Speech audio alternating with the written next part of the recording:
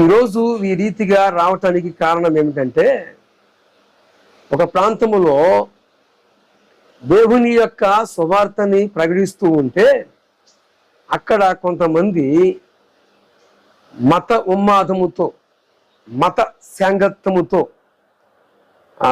రెచ్చిపోయి వారి చేతుల్లో ఉన్న నూతన నిబంధన పరిశుద్ధ గ్రంథమైన బైబిల్ గ్రంథాన్ని తీసుకొని ఒక దుర్మార్గంగా ఆ యొక్క పరిశుద్ధ గ్రంథము బైబిల్ కాల్చివేశారు. వాస్తవంగా మరి చెప్పుకుంటే పాత నిబంధనలో మనం చూసినట్లయితే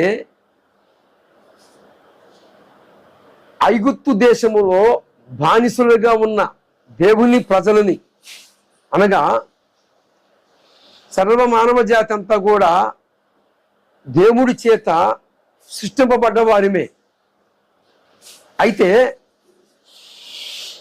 ఐగుప్తు దేశమునకు మానవుని యొక్క అవిధేయతను బట్టి ఐగుప్తు దేశానికి బానిసలుగా పంపబడ్డారు.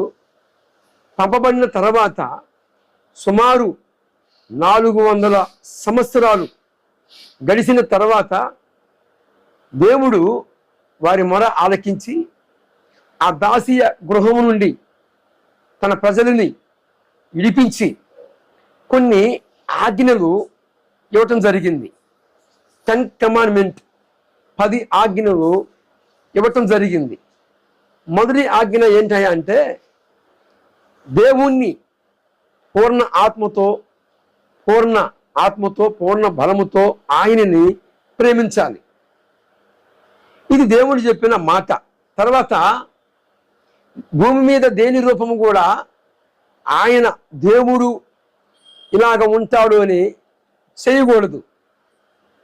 ఎవరైనాను ఇలాగ చేసినప్పుడు, విగ్రహాలని నిర్మించినప్పుడు ఆ విగ్రహాలని ఏం చేస్తారు అంటే, దేవుడు చెప్పిన మాట ఏంటంటే, ఒక క్రైస్తవులుగా దేవుని ప్రజలకు చెప్పిన మాట ఏంటంటే, పాత నిబంధన ప్రకారముగా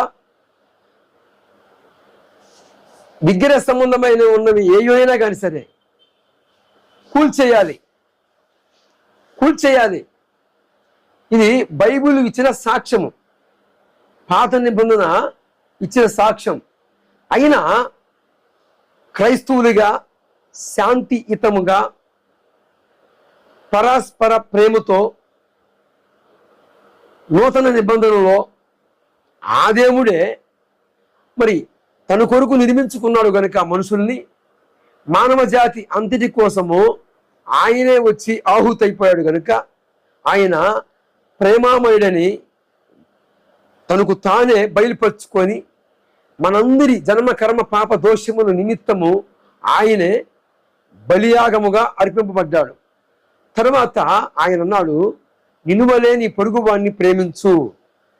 మరి పాత నిబంధనలో ఇలాగ చెప్పావు కదా, ఏ గుడి దేన్ని కూడా ఉంచకూడదు, దేని రూపం చేసుకోకూడదు అన్నావు కదా అంటే, ఆయన అన్నాడు, ప్రేమ చేత వారిని గెలుచుకుంటారు. నేను మిమ్మల్ని ప్రేమించిన రీతిగా మీ కొరకు నేను ఎలాగైతే ప్రాణం పెట్టానో అలాగా వారిని